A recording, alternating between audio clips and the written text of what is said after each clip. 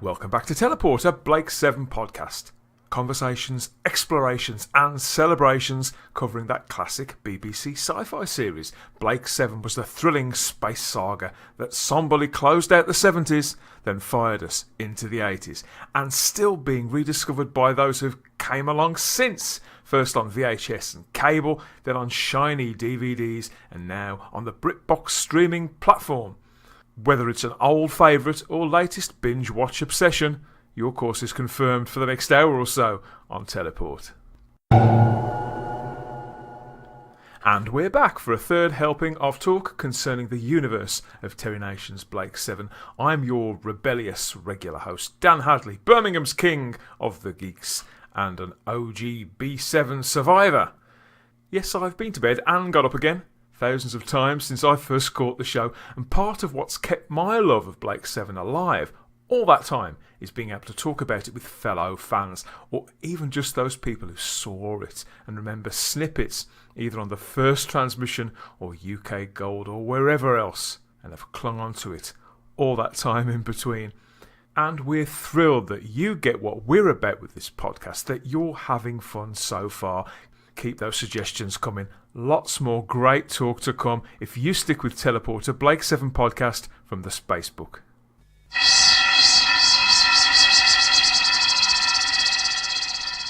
And on this third episode, we're positively throttling backwards and forwards in time between 1978 and 2020.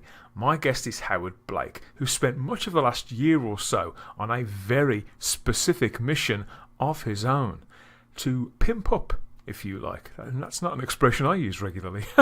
Selected episodes of Blake 7, creating special editions. We're already used to getting such things on DVD releases of other shows like Doctor Who or the original 60s Star Trek. As well as having a surname that some of us would relish, Howard's got an impeccable eye, and he started with early episode Time Squad. He takes us through his own fandom and this whole process, the challenges and the thrills that came with this labour of love. Could this be something we could feasibly see on an official re-release at some date in the future? Well, settle down, fellow purist. It's all coming from the right place, I guarantee.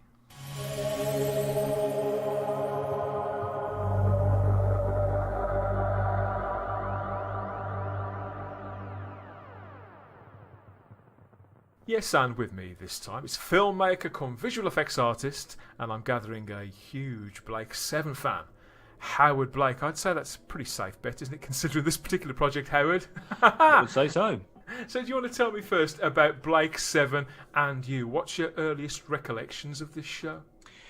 Yeah, 1978. I missed the first episode, I think. I mean, I was only 7 years old. I missed the first episode, and I remember this awful programme on BBC was on just before called Ask the Family. And I remember that. Yeah. It was a game show, wasn't it? Yeah, that's it. And I was kind of hoping it was going to just zip by because my brother had told me about this sci-fi show. And then, yeah, it came on, and the first one I saw was episode number 2, which I think is called Spacefall, I think. And I was hooked.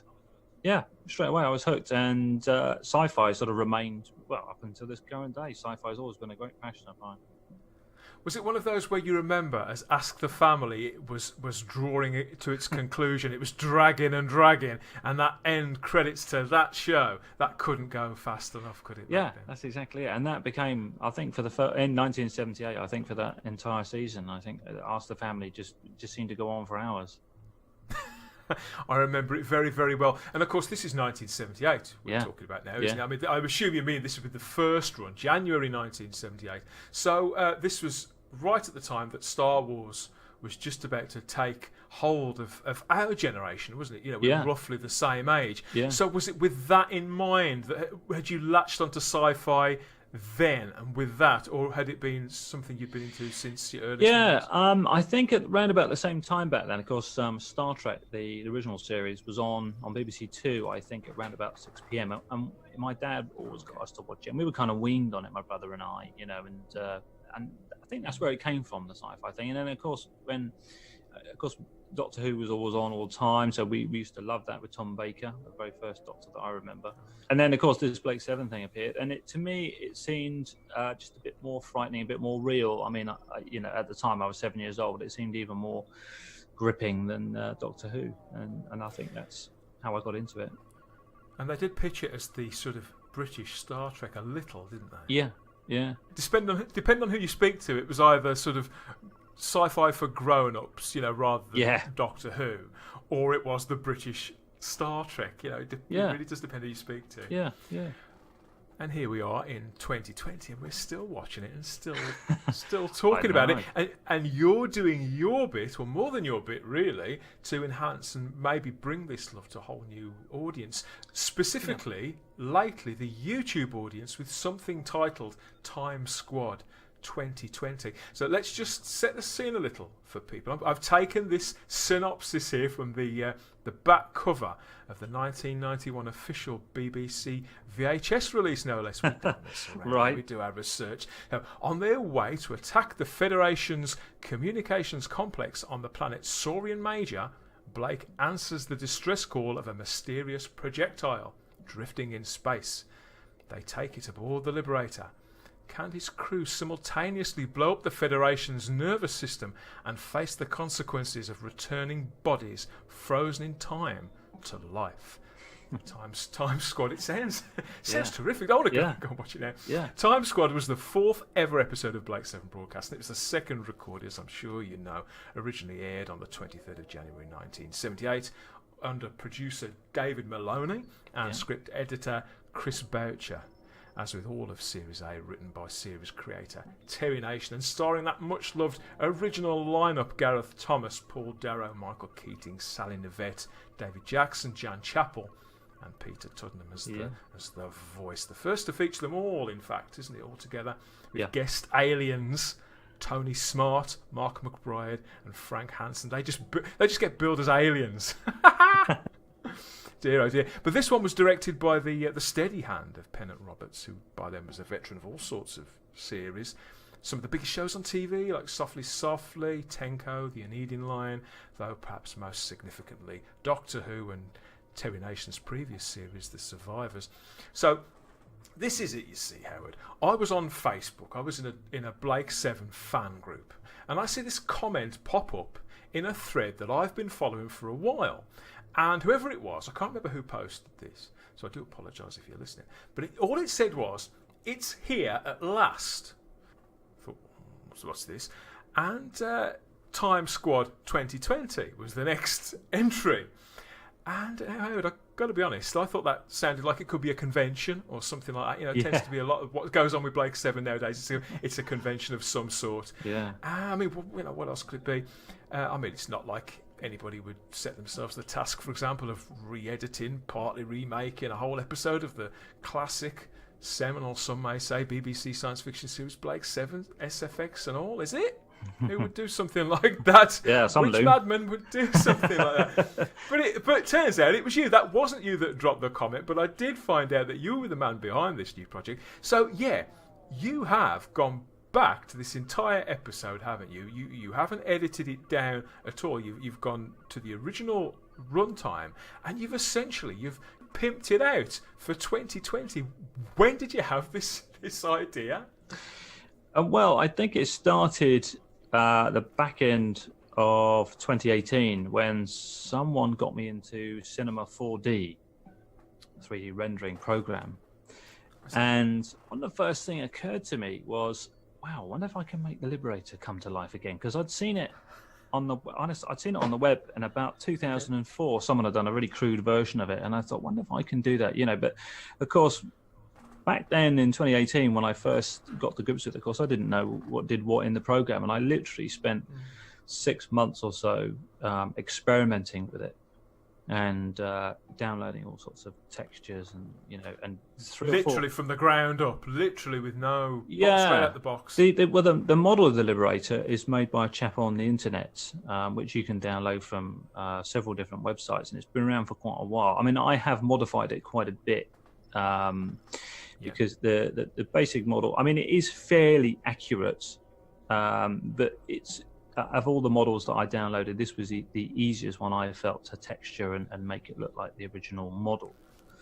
There are a few differences to it, and of course, I'm sure that some really hardcore Blake 7 fans would tell you that it's not quite right.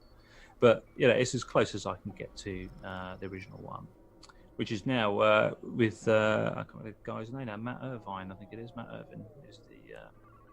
Has he got the original? He's got the original prop now, has he? He has. Yeah, I was going to ask you about this because obviously a great amount of attention is going to go right on the Liberator. Because she's still such a beautiful looking ship as a design ahead of her time, certainly. And now in Time Squad 2020, I would argue that we see her looking her absolute best ever. Yes, I was going to ask you about a few little bits of streamlining here and there, and some nips and some tucks. Yeah.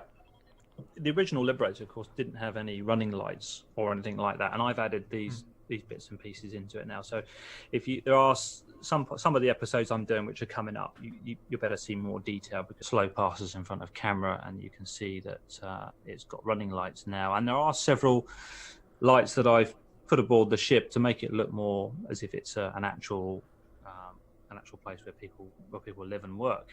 Yeah. Are you planning on giving us a big 10-minute track all the way around it, like in Star Trek: The Motion Picture? Well, I haven't thought about that actually, but it's something I could probably do for the future. Yeah, I mean, it's something. It's a great passion of mine.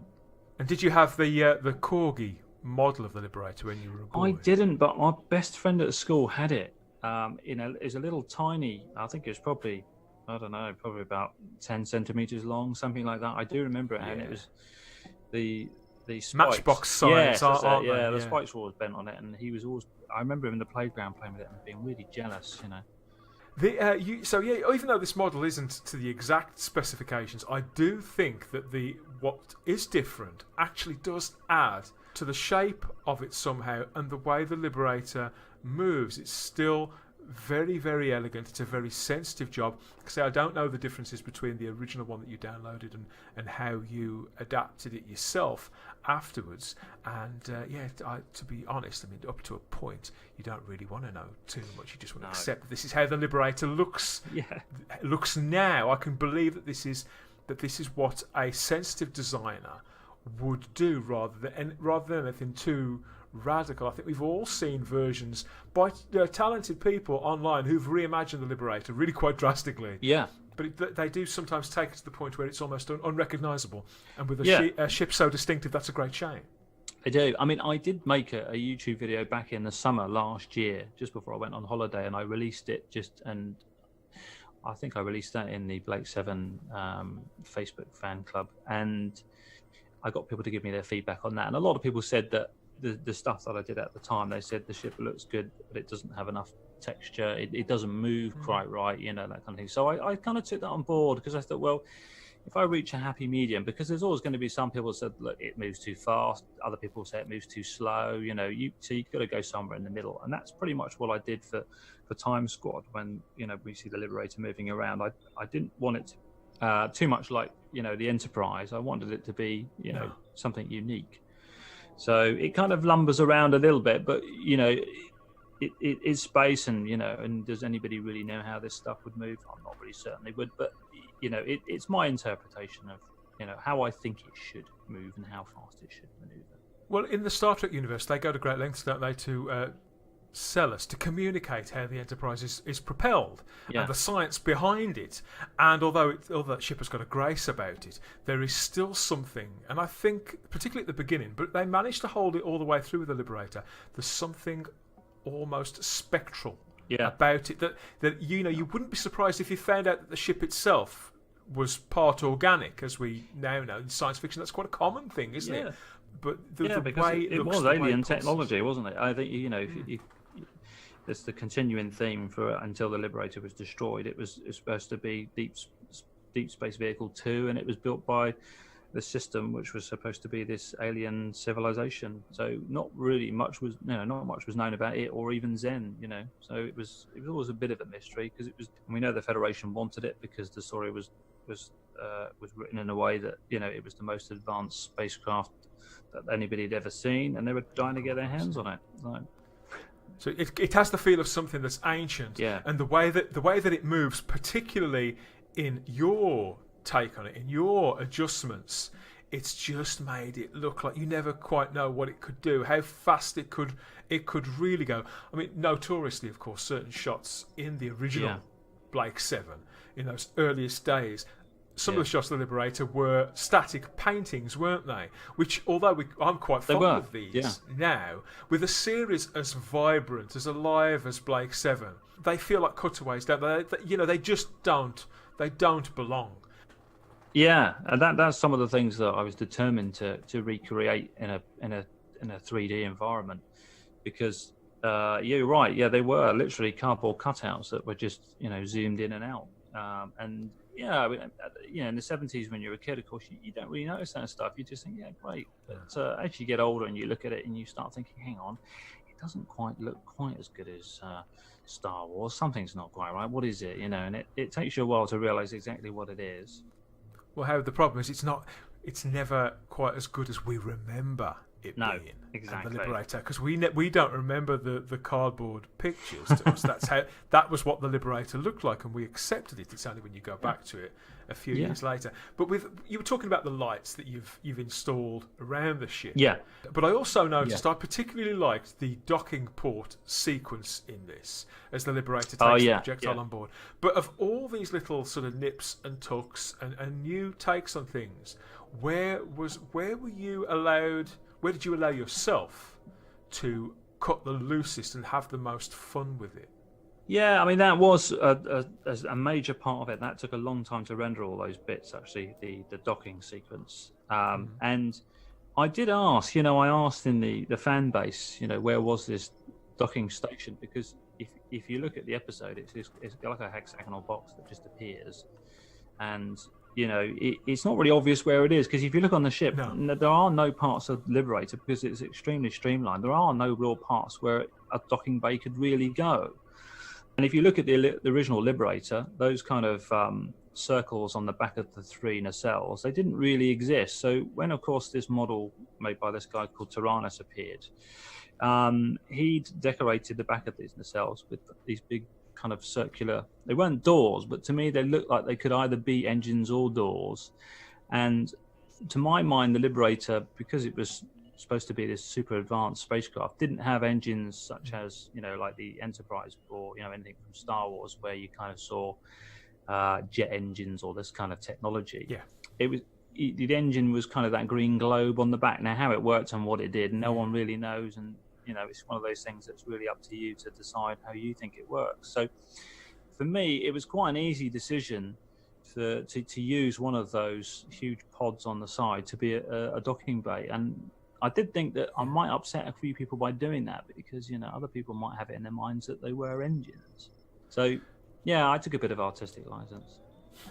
Well, I was just thinking as you were explaining that, because if you think about the interior of the Liberator, the doors in there as well, doors and hatches, they've got a similar feel, haven't they? So they're circular or they're hexagonal, and they sort of seal very tightly, and they look like they're made of a very particular kind of metal. They look really, really dense, like stone, a mixture of stone and metal. And the way it's designed, it does seem like it's years and years and years, or centuries ahead of anything that we've got now. So I think that's perfectly reasonable that you would make that call there. I thought it was absolutely fascinating to see that. But of course, generally speaking about effects, the official Doctor Who DVD and now Blu-ray releases have made major selling points of offering updated visual effects as features, as optionals, haven't they? So doing so with Blake 7, where these models and the house style is just as idiosyncratic as on Doctor Who. It's walking a tightrope, isn't it? Like you say, with those purists, because fans do love the show as it is, don't they? But they do. But obviously, they are 40, blimey, 42 years old Yeah. as we're talking now. Yeah, I know. It's Are you incredible. are you a believer in the special edition mentality? You know, right from when George Lucas gave us the special editions of Star Wars. In Yeah, 97? I'm not really. I How ironic's that? I think it would be great if he'd have released the new versions alongside the existing versions and gave you a choice. You know, but I mean, I love some of the new effects that they've done. But what they tend to do, or what he tends to do, or what Disney tend to do, or Lucasfilm is when they release a new edition, they kind of hide the old or previous versions, almost like they're ashamed of them. They do. I'm all up for updating this stuff, but leave the original ones there for the purists that want to see it how it was originally made. For some, it depends on who you are, doesn't it? You know, for some people, it is going to be the special effects. They're going to be, and to be honest, I think even the people who maybe aren't so fussed, you know, with as regards those other DVD and Blu-ray ranges, they always go and look just to see what's been done. You know, there's that curiosity. Yeah, the curiosity is always there. What I also appreciated about what you've done with this, Howard, is the littler things like the graphics on screen with Zen. Yeah, the fonts that you've chosen for certain sequences to show which sector they're in or what speed they're going by, and the way that Zen focuses in on things. It's a really nice balance, as if you've thought deeper in 3 dimensions, but all of a sudden the Liberator hasn't all of a sudden got a Star Trek The Next Generation style stellar cartography suite, for example, which wraps all around the crew. Yeah. You've resisted the temptation, and that's about the time constraints, but you've resisted temptation to get drastically out of hand with such things. I mean, it still looks... I didn't want to change it too done. much. Yeah, I mean, you know, all the screen sequences that, you know, when they refer to Zen or they say on screen, I mean, those things are easily adapted, because, you know, they're just, the camera will swing to the screen and dear old Zen will open up and show them a visual image or whatever they're seeing. Now, whether it's a crumpled up old tennis ball that's been painted to look like a planet, well, that sort of stuff can easily be modified, you know. You've resisted the temptation as well to drastically jazz up the teleport effect too, haven't you? Yeah, I left that the same, yeah, because, well, I think that's one of the great things about Blake 7 is that everyone remembers that effect, you know, and people, and I was talking to a friend of mine about it the other day, and he said, oh, Blake 7, yeah, he goes, I remember the old teleport effect, and he actually mimicked it in the pub with me, and I thought, yeah, he remembers it perfectly, and I thought, no, I don't really want to change it. So, yeah, that's one of the things I thought, well, I'll just, you know, leave that the same, because I think that really would upset the fan base. Yeah, I think you could be right. I also really appreciated the SFX modelled work you've done on the projectile itself, and this new look that you've given to the Federation Communications Complex. You've sort of redesigned that from the ground up, haven't you? Well, the original building that was used was a power station. I'm not sure if it's still there. I think it might be. And it was for the Saurian Major Base. Was a power station in sort of Bristol way, I believe. That's right. It's the Oldbury that's power station in Bristol. That's it. Yeah, Oldbury power station. That's it. And so I took a lot of images off the net just so that I could sort of see how it was made. And luckily, there are quite a few images. There's sort of side, you know, above profile and then front. So it's quite easy to work out what sort of shape it was. This huge building. And if you notice on the original Time Squad, the 1978 version, they have the power station on screen when they show you, but it's kind of covered with these strange like bubbles, so you can't really see, you know, exactly what it was. And it was supposed to be this communication base. So what I did is I bought some bits and bobs to stick in the scene, like these great communication dishes to stick in front of the power station. So I've got, you know, because it was a visual image that was on their screen. Yeah. No characters were ever in front of it, so it was fairly easy just to sort of, you know, to change that into this 3D model that I built. And it makes perfect sense that the nature of it, as you say, it's a communication station and these enormous dishes, it communicates that point even more because you know, they did use a lot of power stations and things in Blake's. They did, yeah. And you know, and they never, and although they're very sort of arresting and you never forget them, a lot of them sort of do appear the same. I think if I was to be presented with a pin board with, say, 5 or 6 famous Blake 7 power stations pinned to it, I'd struggle to identify which one was from which episode, if you know what I'm saying. Yeah. Whereas I think with what you've done here, those little things that you've introduced, they serve the story. Yeah. And I think that is the trick to doing all of this. I think one of the most commonly asked questions at the moment in Blake 7 fandom is the possibility for future further releases of Blake 7, particularly anything approaching HD or for Blu-ray itself. Time Squad includes a good mix, doesn't it? It appears to be around 50% location work and 50% studio work. Yeah. As you say, there was a great deal that was shot at that Albury on and a chalk pit. Yeah. And that's the Bethworth Quarry in Reigate, Surrey. Oh, is it? Which I gather was a regular haunt of the Doctor Who team. Yeah, I was going to say over one of the dunes when they were filming that. Wouldn't at all surprise me. But beginning with that, all that raw footage, the bare bones of the production, how did you ensure that all that wonderful stuff that we've just been speaking about, everything that you've created and jazzed up, how did you ensure that all of that looked completely like it belonged with the raw footage, like they were belonging of one another? This older footage that you couldn't really do anything to could also look its very, very best. Well, I mean, all the models were, of course, made in HD and then downscaled back into, because, of course, it's a bit of a complicated process with that because, of course, it was all filmed in standard definition back in the 70s. So what I used is a kind of like an HD algorithm within the software Adobe Premiere and made it into HD format, although it wasn't widescreen because, as I said on the presentation video, that I didn't want to make it widescreen because you tend to lose the tops of people's heads and the bottom of the scene. So I want to keep it as a square format. So when I made the models, I kind of had to downgrade them a little bit because, of course, if you look at the exterior shots are all shot on film, of course, not videotape.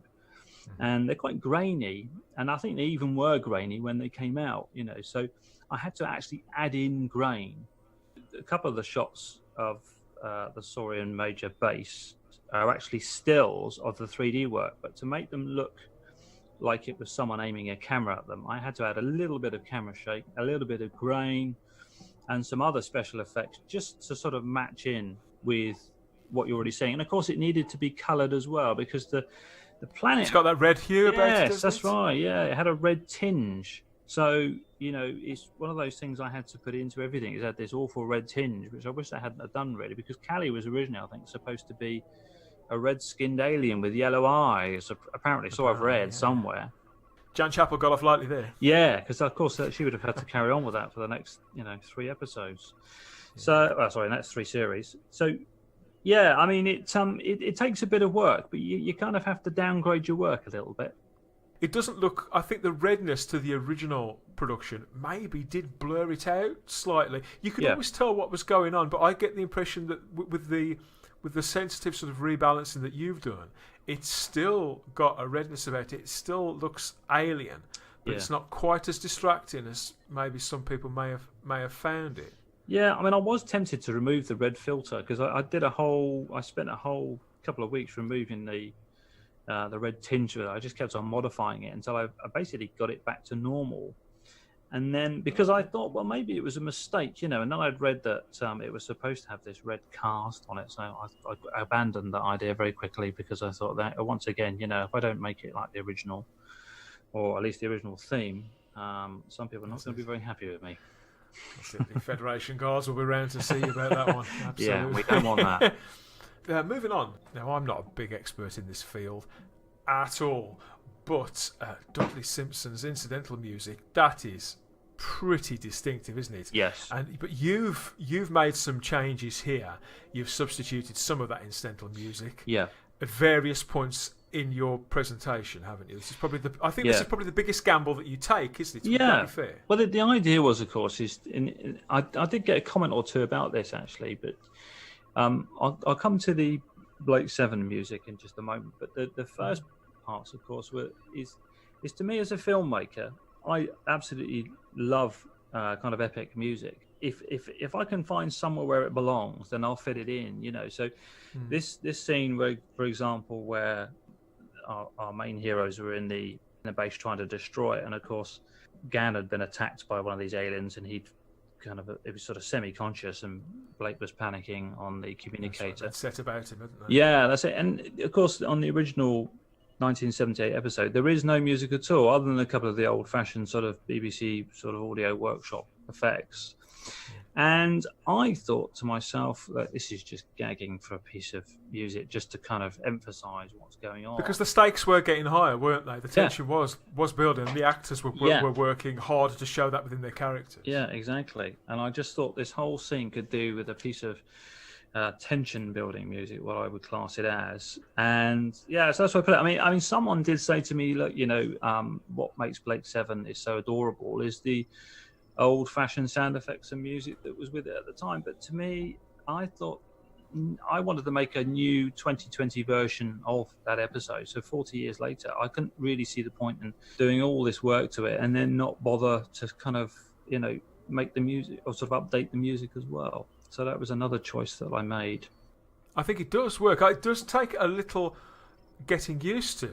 Yeah. But when you watch it, like if you sort of skip through it at first, like when I first heard about the project and I saw it up on YouTube, I had a little look first, thinking, oh, he's done this, he's done that. But when you actually sit down and watch the entire thing, it seems like the most natural thing in the world to me. Yeah, I'm hoping so. I mean, 90% of the people, well, I'd say 95% of the people that watched it, they've just said all positive things. I mean, I welcome constructive feedback. If someone says to me, well, I don't think the Liberators should move like that, or I don't think that sound should go there, then that's fine. It's something I will consider. On the whole, I think, the problem is if you are, and I've learned this from being a filmmaker over the years, is that if you listen to too many people, your project will either never get done or never turn out the way that you want it to. Exactly. So I kind of just have to, take on board what people say, and some bits that people say I listen to, and I think, yeah, that's a great idea, and other people I think, no, that's not really what I want. So, you have to be a bit ruthless, I think. Did you beef up the Liberator handguns effect at all? Yes. Yeah. I thought you had. Yeah. They were. Go on, how did you do that then? Is that a mixture of sound and vision? Yeah, the sound, I added a bit of a whooshing effect as the bolt shot out at the end of the gun, because, of course, in the original series, it was just a switch on the handguns. They literally it plugged into a battery pack, and the actors, whenever they were, about to shoot someone or something, they just flick the switch and the light would just come on for just a few moments and then go off. And of course, nothing came out at the end of the gun. The actors just had to kind of think, oh, I've been hit by it and I've got to do whatever stunt I'm supposed to do. Because even though it's not a projectile weapon, the fact that there is a battery pack and there does seem to be a release with some force, don't there? Yeah. Whenever you see the actors where they've been directed to sort of go back as if it was a projectile weapon. Yeah, and then it's like a sort of powerful sort of energy blast. And of course, I saw it and thought, yeah, I wonder if we can do something with that as well. So that also, that's just adding light effects really into the gun itself, and just showing something coming away from the gun, hitting whoever it is they're firing things at. And I also added in some small burning effects as well. And whether people will spot that or not, I think you might be a freeze frame job for that thing. But I wanted to make out that these guns were pretty powerful, and they were pretty lethal. And like you say, like the actors in that particular scene with Jenna, because she's the one using the handgun and shooting the aliens, they literally go flying across the room every time she hits them, and I didn't think really the light sort of source on the gun really did it justice. So yeah, I added some effects into that as well. Well, since you've just mentioned it, this sort of brings me on to my next question I wanted to ask you really. There may be a couple of bits and bobs that people may not initially notice, but you could be particularly proud of, either because they were time intensive or there were just little things that had struck you, little notions that you felt would add a lot to the general feel of it. Yeah. Can you let us in on a couple of those that we may not have spotted, a couple of others? Yeah, I mean, the bit where Jenna fires there's little tiny things that people probably, like you say, probably wouldn't even notice. But I mean, one of the things that I add in is quite a bit of camera shake, particularly when something like someone's being hit with a gun is thrown across the room. So those things have been added in just to give it that kind of, my God, a gun's gone off, even the cameraman's nearly fallen over kind of effect, Yeah. So, just to give it a bit more, because of course in the 70s, following what the BBC used to do in those days, and those video cameras that they use in the studio are very heavy, and they're on sort of pedestals. So of course they were built so that they would always be level and never move, and that's great for presenting Blue Peter. But if you want to present something like an action scene, then these days, if you go along to your cinema and watch a Hollywood movie, pretty much everything is shot not quite as smoothly as with Steadicam or something. Yeah, you get a Steadicam shots, and you also get some handheld to just make the action more believable. Particularly when I exploded the base and Major, the power station, I made the camera shake quite a bit. As if there was a lot of force coming from it. So yeah, a lot of those things have been added into quite a few scenes. I think these are things that Pennant Roberts would have absolutely have done if he could have done. If he'd had the budget. Yeah, the budget and the time. Yeah, really. Yeah. But with the episode complete, obviously we can all see it now. How long did the project take from having that initial insane notion right the way to completion? Yeah. And you scheduling it for upload to YouTube in this case? How long was that whole process? I think I started it in August or September, because after I'd done the Liberator effects video and people had given me a little bit of feedback on it, it then occurred to me that maybe I could do like a whole episode and replace some of the gimmicks and the effects. And I thought to myself, I'm going to choose Time Squad because it was my favourite episode. Because my favourite seasons are 1 and 2 with Blake in them, because it just always appealed to me as one of the sort of main characters. So those are the ones I remember most fondly. And the episode that I absolutely loved was Time Squad. I even had a book, I think it was by a chap called Trevor Hoyle, I think, and he'd written a paperback version. And it's a good read, actually. And it was one of the episodes that I thought, well, if I'm going to do it, I'm going to do Time Squad. This wraps up that initial arc, doesn't it? Those 4 episodes that launched the entire series. Yeah, and because I've been doing the animations with the Liberator, it was just begging for me just to replace them, yes. So you talked about that you'd made these sort of reels of the Liberator in action. I was going to ask, did you keep this project completely under wraps, or were you along the way? It was common knowledge within the fan base that you were working on this, and you were allowing it to be at least partly organic, that people could coach you in a sense, help where they could. About 6 weeks before I released it, I made a little video about the construction. So people kind of knew what I was up to.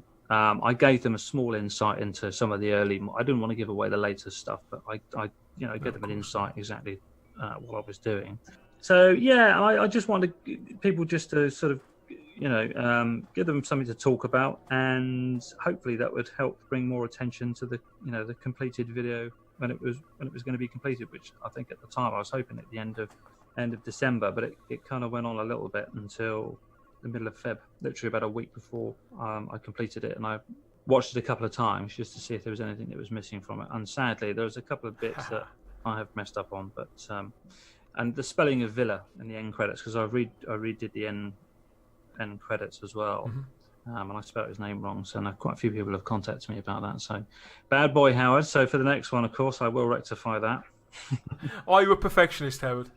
Well, I like to be, but I think as I'm getting older, I'm not quite so good at keeping an eye on things, So I think 20 years ago, I'd have probably spotted something like that. But there are no wrong answers to that question, my friend. No wrong answers. Yeah. I'm amazed. I gotta be honest, I thought that it would have taken you twice that long to have accomplished this end result. It's certainly very, very impressive for something that you've done technically for pleasure with somebody else's IP. So sort of as a challenge, really, just to see if you could. I think the end result looks absolutely beautiful. Certainly the equivalent of a lot of things that I've seen on television, even on American television. You should really be proud of this end result. And you said that you've had. I sort of know the answer to this already, really, because fans are not backward in coming forward, are they? And you have had a lot of feedback. Yeah. You say most of it though has been very positive. People have been receiving this very warmly and with the intention in which it was offered. Would you say that's fair? Yeah, absolutely. Yeah. As I say, 95% of people that I've had comments from have all been positive.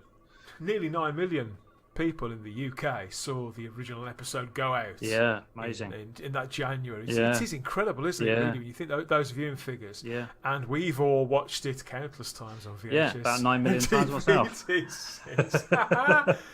This reception in mind, you've obviously had a lot of fun doing this, the entire process. I can tell just by listening to the sound of your voice. I thought, is this like a bucket list thing that once Howard's done it and he's got the T-shirt, he's going to do something else? But you clearly are thinking of returning to Blake 7. Yeah, I mean, shortlisted the episodes that I want to work on. So I am going to do some more. Currently working on the episode called Jewel, which of course was between Blake and Travis. And that's a bit of a favourite of mine, thank you. Oh, is it? Yeah. Yeah. Well, I mean, I love that one. the ground-based story, there's not really a lot to do there because, to be fair, it's quite a polished kind of polished event. So there's not really much I can do there, and I don't really want to do stuff unless it's absolutely necessary. And with the ground scene, I always thought, no, that's actually pretty good, even by today's standards. It is not bad. It's not bad at all. But the space part of it, that's really where I've made some changes to that so far. So that one is the one I'm currently working on at the moment. It's currently in edit. And of course, that particular episode, a major part of the start of it is them actually describing the space battle. If you guys watch it again, and you'll see what I'm talking about, because of course they couldn't afford to do the effects. So the majority of the script on board the Liberator, they're actually describing what was happening to them. And of course, if the ship got hit by a plasma bolt, they'd all suddenly leap to the left or to the right or whatever they were supposed to do. Yeah. But you never saw, what was going on. Right at the beginning, you saw the 3 starburst pursuit ships that Travis had got his hands on to attack the Liberator. You never really saw what it did. You saw a couple of bits where the 3 ships were off to entangle the Liberator, but you never saw anything. And of course, right at the end of that sequence, Blake decides the best way to deal with Travis is to do a head-on with the Liberator. So he decides to ram it. Oh, yeah. Yeah, I don't know if you remember the episode, but yeah, he did. Yeah. So he decides to do a ram, and then of course the 2 ships begin to slow down in time and then completely stop because the woman called Cinefar on the planet below uses this almighty power to stop the space battle. And of course, it's a bit like one of the Star Trek episodes. I think it was Arena. That's right. Yeah, very, very similar. Well. And she brings down Travis and Blake, and of course they have this sort of head-to-head physical fight. Already I've done probably about an hour's worth of animation to replace or add into that particular one. So yeah, I mean, and of course, every time I do this, because I spend so much time on it, my partner would tell you that she wouldn't be very happy with the amount. She's never very happy with the amount of time I spend on it. So I've added on huge amounts of the Liberator being attacked by these 3 pursuit ships now, and well, obviously I don't want to. So when you say you've added on, will that increase the runtime of the episode? I say added on. No, that's probably the wrong thing to say, because with this one, I think this might be quite a contentious episode to do, because I've had to cut some of the bits of the script out of it to make it make more sense. But I think what people need to know is with this one is that, of course, because they were describing what was going on, I no longer need those descriptions. And it's quite likely that those descriptions were introduced into the original episode to make up for the fact that they couldn't visualise it. Exactly my point. Yeah, I don't know that is the case. Somebody out there. I think you hit the nail on the head. That's pretty much what was going on. If you listen to the whole episode, there really isn't much happening at all, other than them jumping about, pretending they've been hit. I've spent a lot of time so far already since releasing the other one into this epic space battle. So people have to wait and see until it's ready, because it's probably going to take me a couple of more months to finish off. Excellent. Well, we'll look forward to it. Yeah. I think that given the fact, we've talked about Star Trek a few times, haven't we? Star Trek, Doctor Who, all these other things. They've all had these official releases. I mean, Star Trek famously, the entire series, they created special editions. They have every single episode, which I think it's fair to say, since they have turned up now on television, I think those are the versions that you can watch on Netflix or wherever else. Yeah. It has done its bit to bring people to that particular franchise, that particular series, where the effects could have been a barrier before. Potentially, is that your hope? Is that partly what you hope to accomplish? Yeah, I mean, I've seen some of the special editions of the original series where these guys have introduced CGI into it, and they've done a fantastic job, a really, really great job. Because the good thing is about it, of course, is they're not much different than the original effects, other than they just look better, but they're the same camera angles. So they've really done a great job on that. The only problem I find with comparing that to Blake 7, of course, is that where they didn't have a budget for doing any models, I think what probably happened is the script editor went into a meeting and put a big red cross through some of the scenes where there was models involved, So a lot of that stuff I think is missing. Because that was one of my favourite things. When I was a kid, I loved seeing the Liberator. When it actually ever did anything. Which sadly, if you watch a lot of the episodes of Blake 7, of course you'll know, is that it rarely went into combat at all. And then when it did go into combat, you only really saw what they called the neutron blasters firing, but you didn't actually really see the ship manoeuvring whilst firing or anything like that. So it was all it was quite cheaply, as everyone knows, it was very cheaply done. Painted on effects, weren't they, essentially? Yeah, I mean, as I'm going through the whole library of the episodes, I'm hopefully going to do I'm hopefully going to do 26 episodes, the first 2 series. We won't hold to that, but yeah, it's an ambitious plan. It's definitely an ambitious plan, Howard. And the fact that you've just made one, is impressive enough. So obviously, I think the fan base is clearly behind you on this and waiting patiently to see what you do. The fact that somebody they'd obviously seen your reels and they were waiting for that episode to drop, it really does speak volumes about the impact you've made on that fan base in quite a short period of time.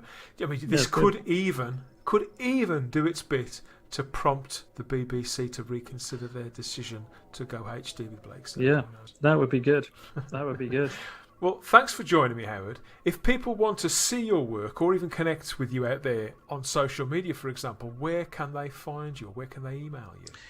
My YouTube channel is under the name of The Howard Ski. How I come up with the name, I'm not sure. I can't remember what it was now. I think it was a gaming name, years ago. So that's my channel, The Howard Ski, and that's where I'll be uploading the episodes too. Yeah, and hopefully I'm going to try and do them once every 6 months, something like that. So I've obviously got a few more years to go yet to complete all 26. I'll see you. It see depends. You through to retirement. Your partner will be happy, won't she? She will. Yeah, give me something to do. Well, of course, a lot of the episodes didn't really feature much of the Liberator at all. So a lot of those episodes we're just going to be able to just zip by. But if it needs putting into the episode, though, it means that I can do it. So I think if a scene calls for it to be in there, I will add it. I have to ask though, Howard Blake, is Blake really your name? Yes. Yeah, absolutely, yeah. And what we'll do, we'll make sure we put links to everything in the show notes that come with this, so people will be able to find you as easily and as quickly as they can after listening to this. Okay, great. This fascinating insight into the entire production. Really, congratulations. Thanks very much. On this.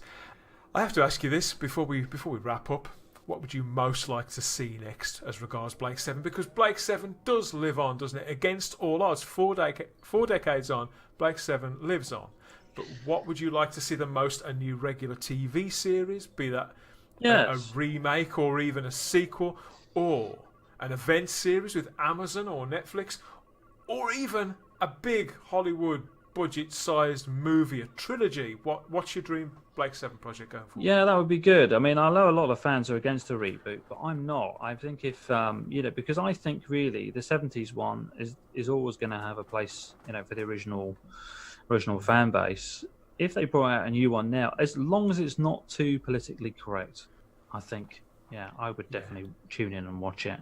Seeing the effects in Doctor Who these days, I mean, they're just astonishing. If those kind of effects could be lent to a reboot of Blake 7, then great. Or even if they decided to, if they decided to do a story 40 years after, something like that, I think would be very interesting. But I don't know whether there are possibilities, aren't there? There are numerous roads they could go down, particularly in an era now where archive television is more available than ever, either on physical media, for those of us who still love physical media, I do, or being streamed in most places. You can get this stuff easier than ever, and I think that's why Blake 7 absolutely lives on. It's certainly, and in this case, it's now living on in an enhanced way with added skill and TLC. Down to you, good sir. Thanks again. No worries for joining me, and we'd like to have you back on at some point for a chat about further things you may be involved in further down the line. But thank you very much for your time, and best of luck with what's to come. You're very welcome. Nice to speak to you.